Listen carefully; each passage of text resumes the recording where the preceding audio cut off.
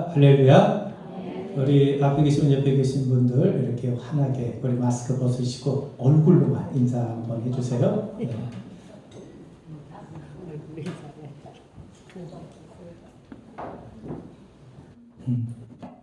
예, 감사합니다. 예수님께서 빌립보 가이사랴에서 제자들에게 물으세요. 사람들이 인자를 누구라 하느냐? 그러자 제자들이 대답을 하죠. 사람들이 예수님을 세례 요한이라 하는 사람도 있고 더러는 엘리야, 어떤 사람은 예수님이 예레미야나 선지자 중에 하나라고 대답을 합니다. 그러자 예수님께서 다시 물으십니다. 그렇다면 너희는 나를 누구라 하느냐? 그러자 베드로가 대답을 하죠. 주는 그리스도시요 살아계신 하나님의 아들이십니다. 여러분, 신앙의 고백이라는 게 뭡니까? 예수님이 나의 주님이 되시고 나의 그리스도가 되시고 바로 그분이 살아계신 하나님이심을 믿고 고백하는 것, 이게 바로 신앙 고백 아니겠습니까? 그런데 여러분, 예수님의 질문을 우리가 좀 더 달리 생각해 보면 주님이시고 그리스도가 되시고 살아계신 하나님 앞에 너는 누구냐 하는 질문입니다. 네가 정말 예수님을 주님으로 또 그리스도로 살아계신 하나님으로 인정하고 고백하며 산다면 너는 내 앞에서 누구냐 하는 질문인 것이죠. 그러므로 예수님의 질문은요, 너는 정말 예수님 앞에 참된 그리스도인이냐 하는 그런 질문으로 우리가 생각해 볼 수가 있습니다.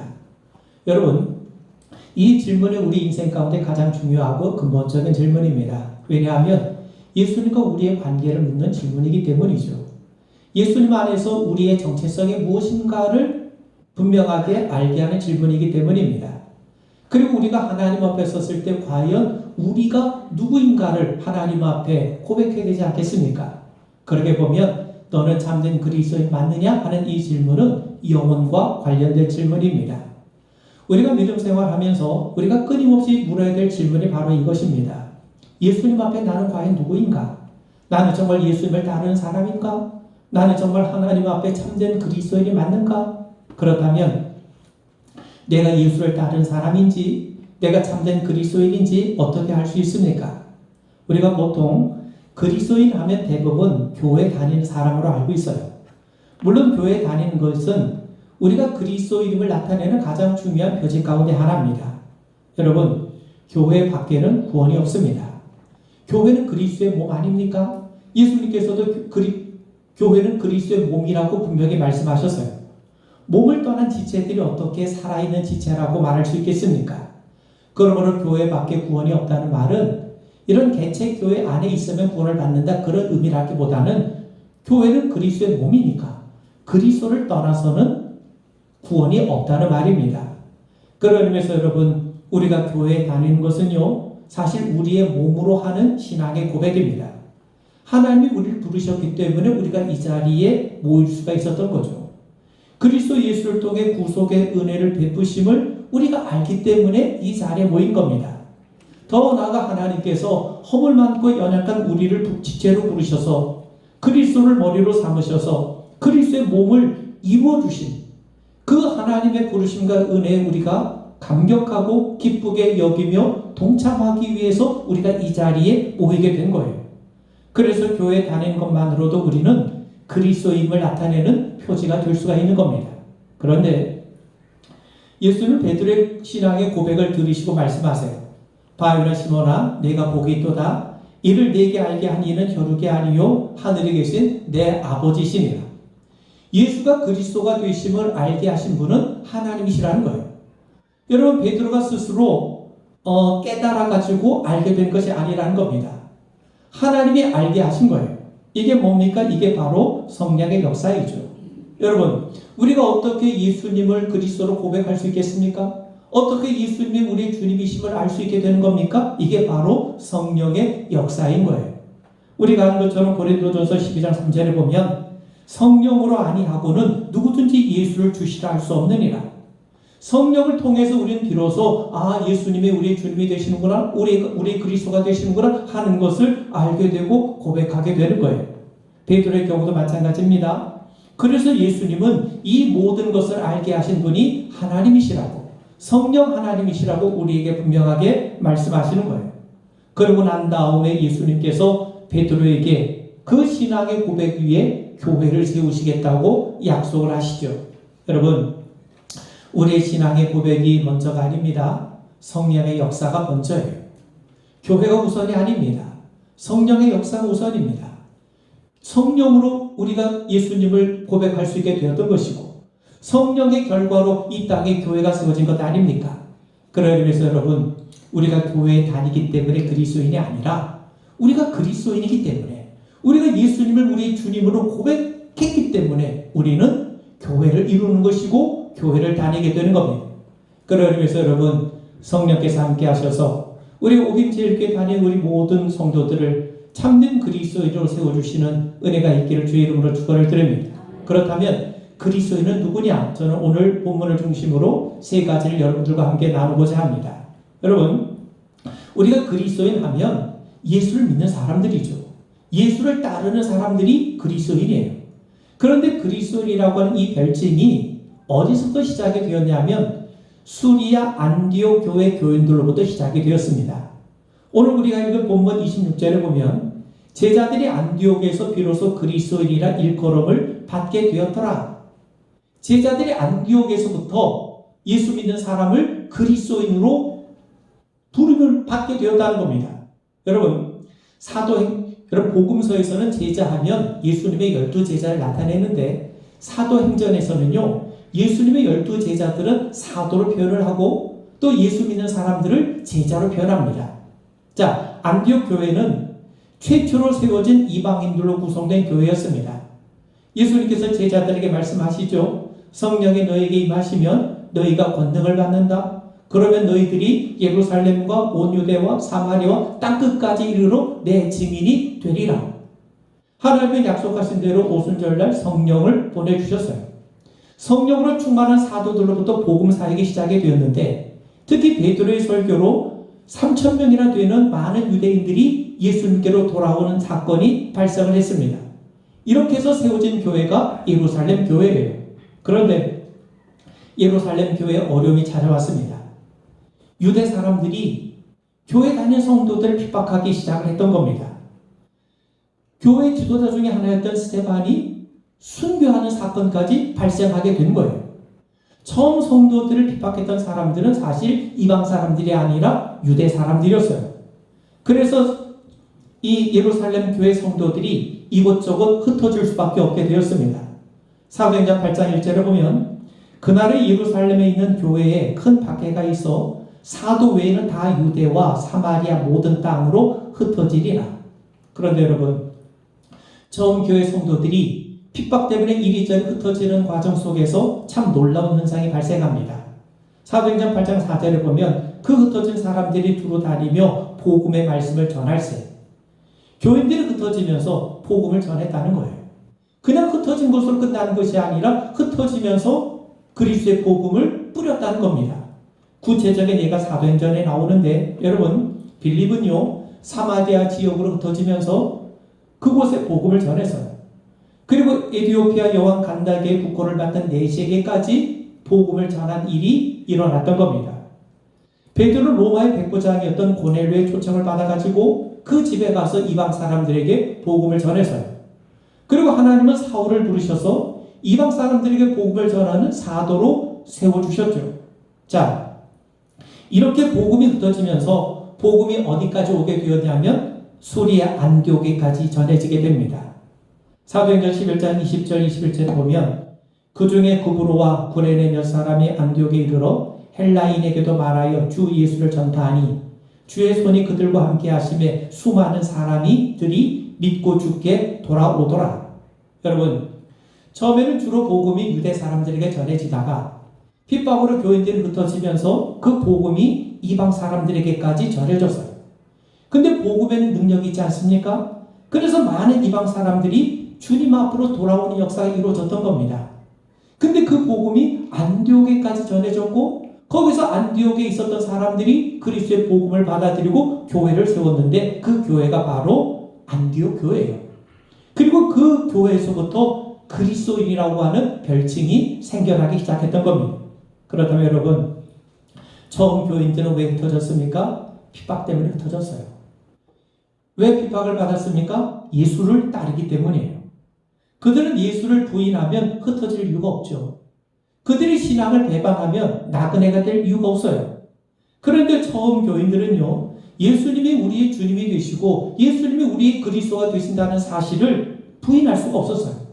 그래서 그들은 예수님 때문에 고난을 기꺼이 받아들이면서 이리저리 뿔뿔이 흩어질 수밖에 없었던 겁니다.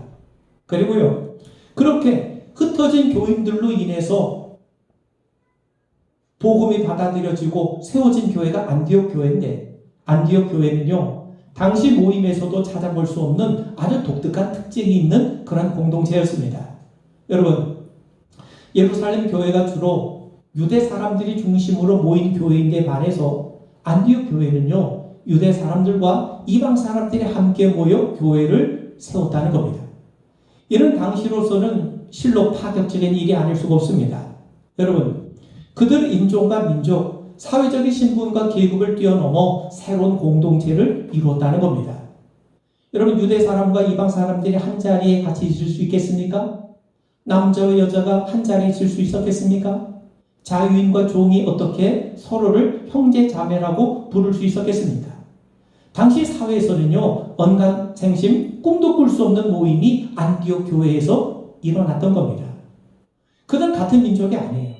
그렇다고 해서 문화적인 동질성이 같은 것도 아닙니다.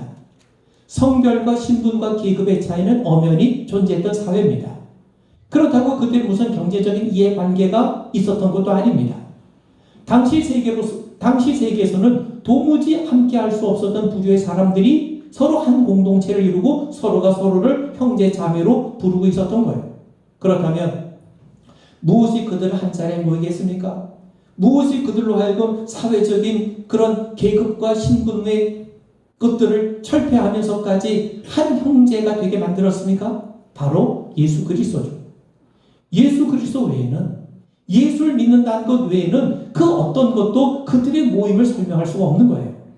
그래서 사람들은 안디옥 교회 교인들을 가리켜 저 사람들은 예수 외에는 전혀 설명이 되지 않는 사람들, 정말 저들은 예수를 따르는 사람들, 그래서 그들을 그리스도를 따른다 해서 그리스도인이라고 불렀던 겁니다. 그렇게 보면 여러분, 그리스도인이라는 명칭에는요, 사실 두 가지 사회적인 의미가 있는 겁니다.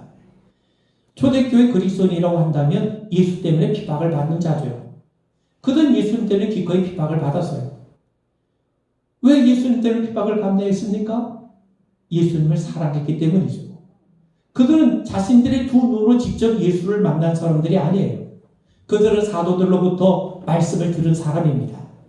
그런데 말씀을 듣는 가운데 성령이 함께 하시니까 성령을 통해서 예수님이 우리의 주님이시구나, 예수님이 우리 그리스도가 되시는구나, 그분이 곧 하나님이 되시는구나, 이걸 고백하며 주님을 따르기로 결심하고 예수를 사랑했던 사람이에요.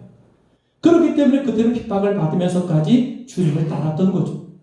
예수 아니면 그들의 삶을 설명할 수가 없어요. 그래서 사람들은 그들을 예수를 따르는 사람들 해서 그리스도인이라고 불렀던 겁니다. 안디옥 교회도 마찬가지입니다. 그들은 예수님 때문에 민족과 신분, 계급의 장벽을 뛰어넘어서 형제 자매가 된 사람들이죠. 세상의 관점에서 보면 정말 이해할 수 없는 일이에요. 어떻게 유대인과 이방 사람들이 한 식탁을 마주할 수 있겠습니까? 당시 어떻게 남자와 여자가, 주인과 종이, 부자와 가난한 자들이 서로 하나가 되고 서로를 형제 자매라고 부를 수 있었겠습니까? 그리스도 때문이에요. 예수로 인해서 사회적으로 견고했던 그 신분 계급이 철폐가 되고 있었던 거죠.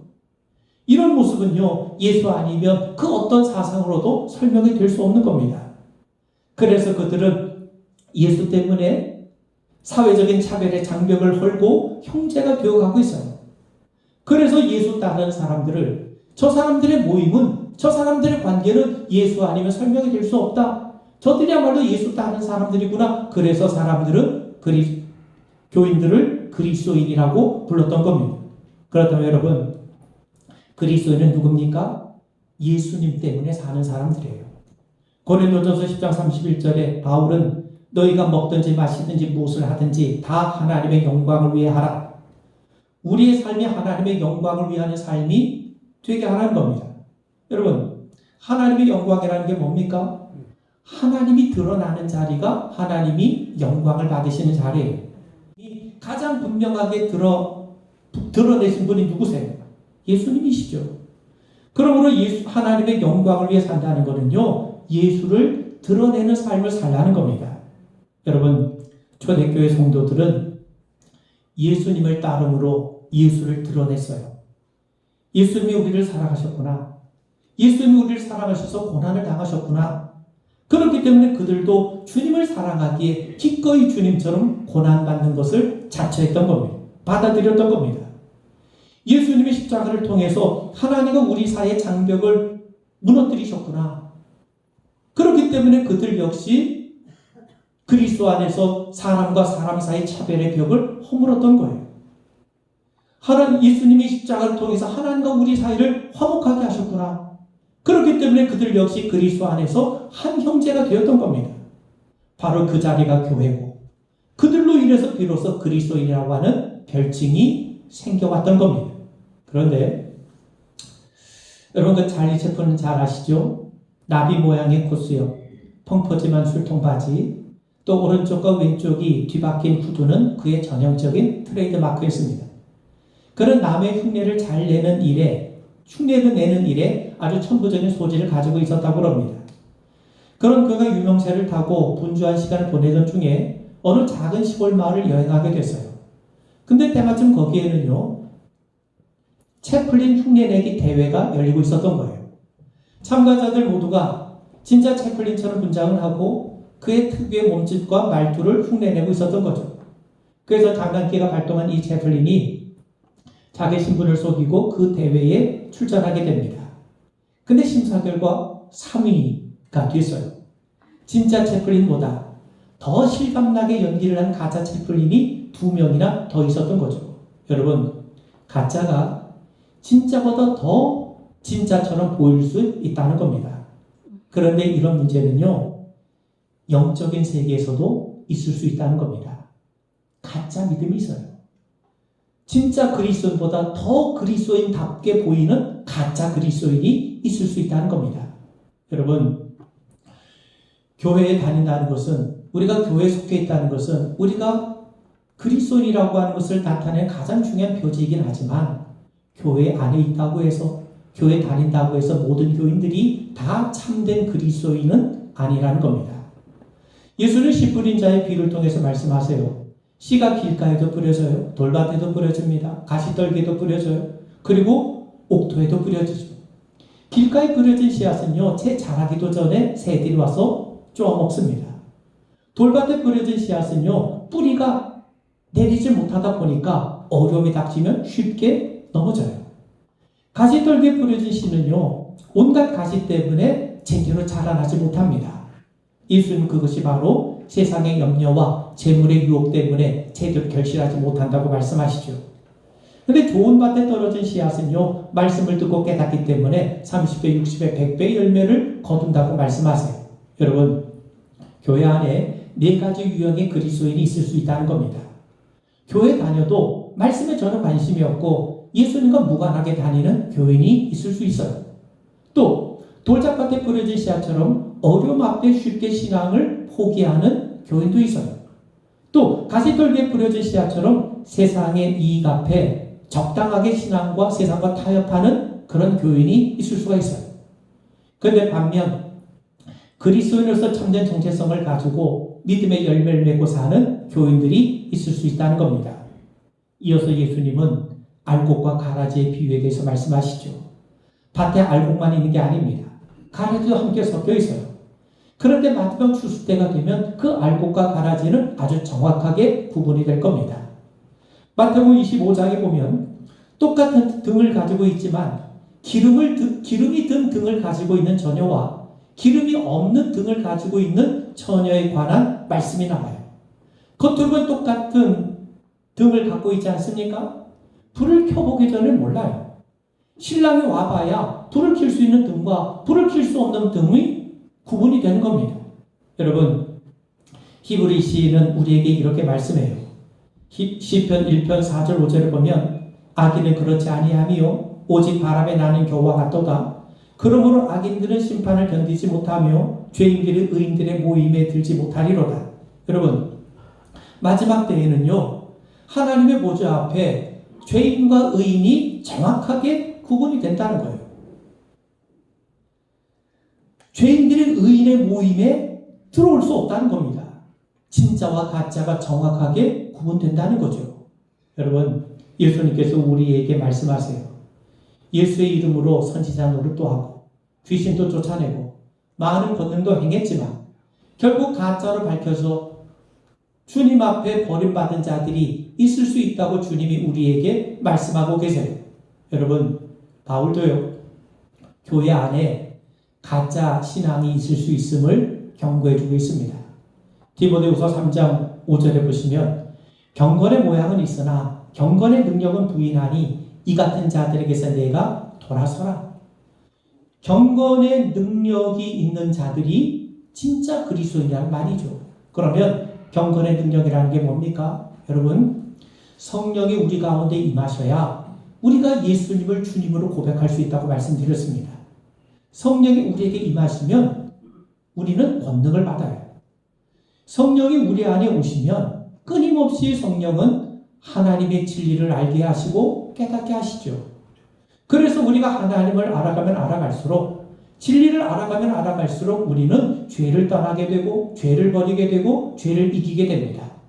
여러분, 우리가 하나님을 알게 되면, 우리가 성경을 깊이 알아가면 알아갈수록 우리가 뭘 깨닫게 됩니까? 아, 세상의 문제는 죄구나. 죄라고 하는 것이 우리를 불행하게 하는 거구나. 죄라고 하는 것이 우리를 부자유하게 하는 거구나. 이걸 깨닫게 되면 당연히 우리는 죄를 멀리할 수 있지 않겠습니까? 그러므로 여러분, 성령의 능력, 경건의 능력 곧 다름 아니라 죄를 이기는 능력인 거예요. 여러분, 또 우리가 성령을 통해 하나님을 알아가면 알아갈수록 하나님이 주권자가 되심을 깨닫습니다. 물질의 주권도 하나님께 있음을 알게 되죠. 그래서 우리는 돈보다 하나님을 더 사랑하게 되고 더 신뢰하게 되는 거예요. 이게 바로 경건의 능력인 거예요. 또 성령을 통해 우리가 하나님을 알아가면 알아갈수록 하나님의 은혜가 넘치고 우리가 선한 일을 행하는 것 역시 하나님이 주신 은혜임을 깨닫게 됩니다.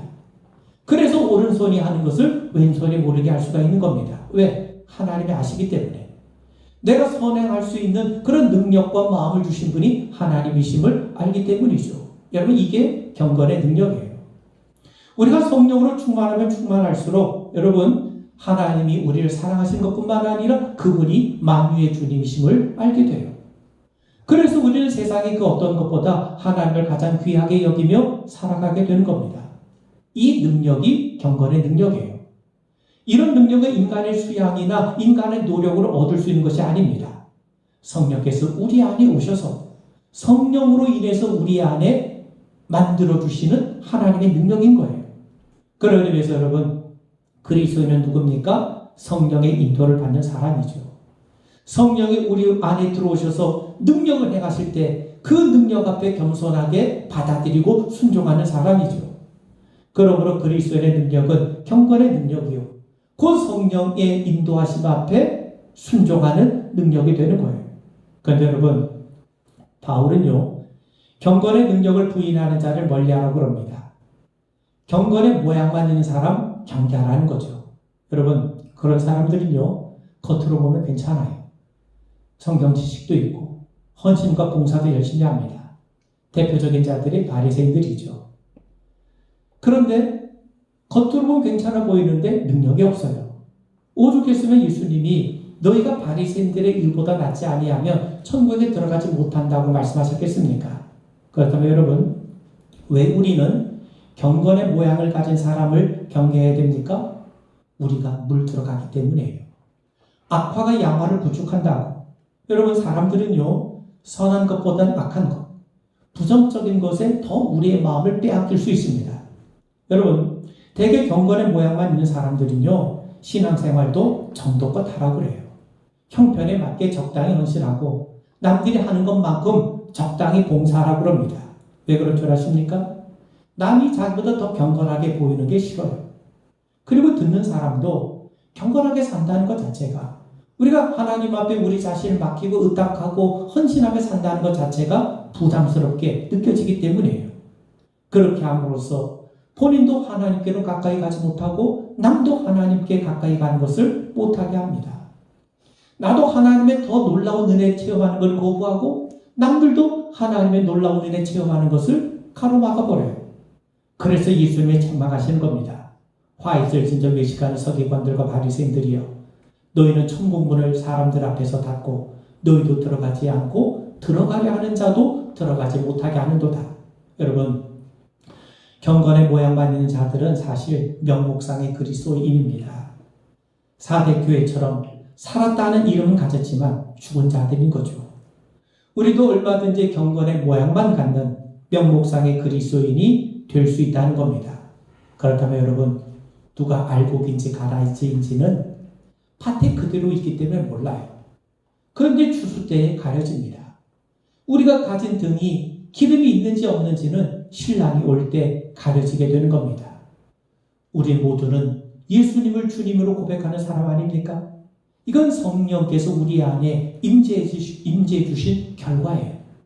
그렇다면 이제 성령께서 우리 안에서 역사를 하실 때 그 성령을 회방하지 않고 방해하지 않고 그 성령의 일하심 앞에 온전하게 순종해가는 우리 참된 그리스도인 되기를 주의 이름으로 축원을 드립니다. 마지막으로요, 하나님이 가장 귀하게 보시는 게 뭡니까? 믿음이에요. 베드로전서 1장 7절에서 너희 믿음의 확실함은 불로 연단하여도 없어질 금보다 더 귀하여 예수 그리스도께서 나타나실 때에 칭찬과 영광과 존귀를 얻게 할 것이니라. 여러분, 금이라고 하는 것은 세상에서 가장 안전한 통화 아닙니까? 그래서 사람들도 금을 보유하려고 하고 또 국가도 금을 더 많이 보유하려고 그래요. 그런데 베드로는요, 믿음이 금보다 더 귀하다고 말씀합니다. 왜 그렇습니까? 믿음은 우리의 영혼의 구원을 가져오기 때문이에요. 그래서 베드로전서 1장 9절에 보면 믿음의 결국 곧 영혼의 구원을 받음이라 말씀하죠. 우리 그리스도인은요, 믿음으로 구원받은 사람들이에요.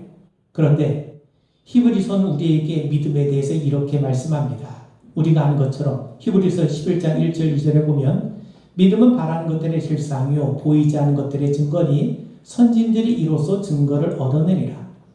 믿음 바라는 것들의 실상이라는 겁니다. 여러분, 믿음이라는 게 뭐냐? 우리가 바라는 것. 우리가 바라는 게 뭡니까? 이게 내 개인의 소망을 얘기하는 겁니까? 그렇지 않아요. 주님이 우리에게 주신 소망, 하나님께 소망을 두는 것. 하나님 우리에게 주신 산소망. 그러니 믿음이라는 게 뭐냐? 우리가 하나님께 소망을 두고 있다는 것을 드러내는 것. 이게 믿음이라는 거예요. 그리고 보이지 않는 것의 증거입니다.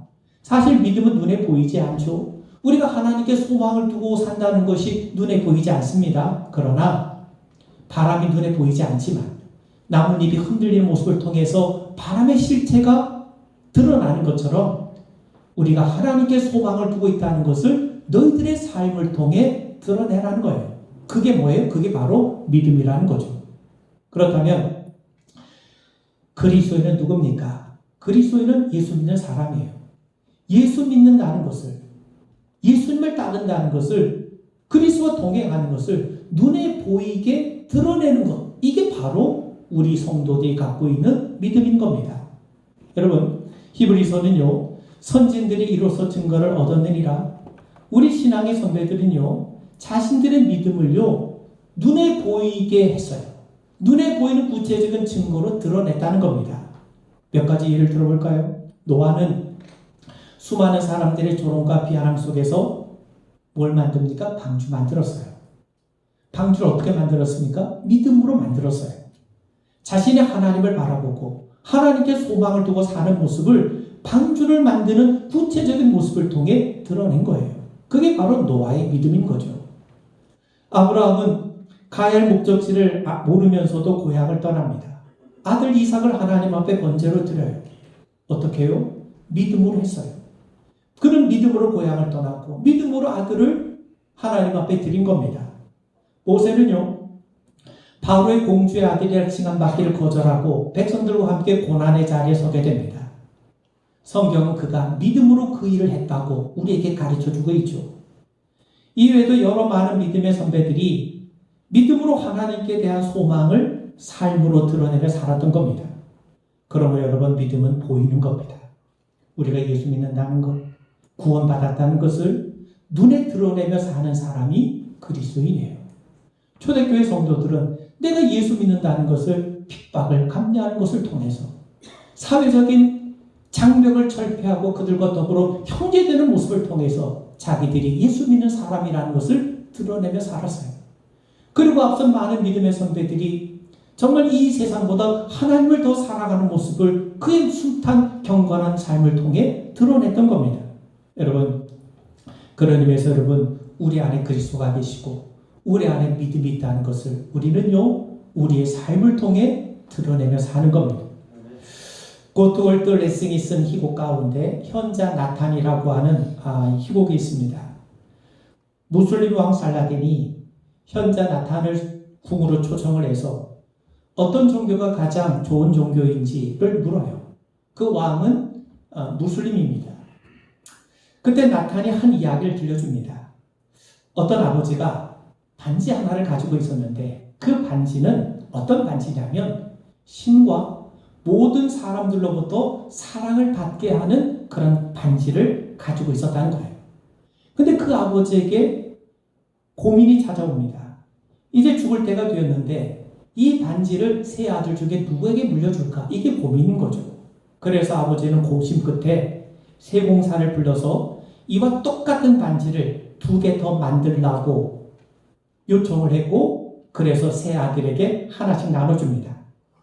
아버지가 죽고 난 다음에 세 아들은 누구의 반지가 진짜 반지인지를 가리기 위해서 서로 다퉈요.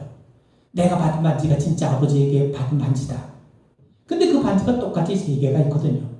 그래서 서로 다투다가 재판관을 찾아옵니다. 재판관은 고민스러워요.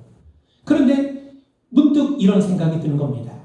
그 반지가 진짜 신으로부터, 사람들로부터 사랑을 받게 하는 반지라면 진정 신으로부터도 사랑을 받고 사람들로부터도 사랑을 받고 사는 사람이 낀 반지가 진짜 반지 아니겠느냐라고 판단을 해주는 거죠. 여러분, 이 이야기는요, 네가 낀 반지가 진짜라면 신으로부터 사람들로부터 사랑받는 삶을 통해 네가 낀 반지가 진짜라는 것을 증명하라는 거예요. 이 말을 들은 이 살라딘이 거기에 감복을 받아서 그를 친구로 맞이했다는 겁니다. 여러분, 우리가 소유한 믿음이 진짜인지 가짜인지는 우리의 삶을 통해 드러나게 되어 있습니다. 우리는 예수를 소유한 사람 아닙니까? 믿음을 가진 사람 아닙니까? 영원한 나라를 내던 소망을 갖고 있는 사람 아닙니까?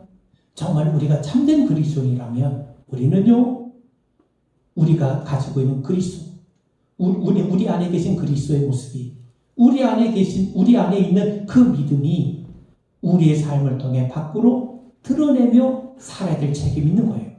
바로 이런 자들이 누굽니까? 그리스도인인 거죠. 그런 의미에서 그리스도인은요, 예수를 소유한 향기를 드러내며 사는 자입니다. 여러분, 성령님이 우리와 함께 하시고 성령께서 여러분을 도우실 겁니다. 성령께서 여러분들을 그리스도를 드러내는, 그리스도의 향기를 드러내는 삶으로 우리를 인도하심을 기억하시고 더욱더 성령님께 우리의 삶을 맡기고 의탁해 나가는 우리 모두가 되기를 주의 이름으로 축원을 드립니다. 기도하겠습니다.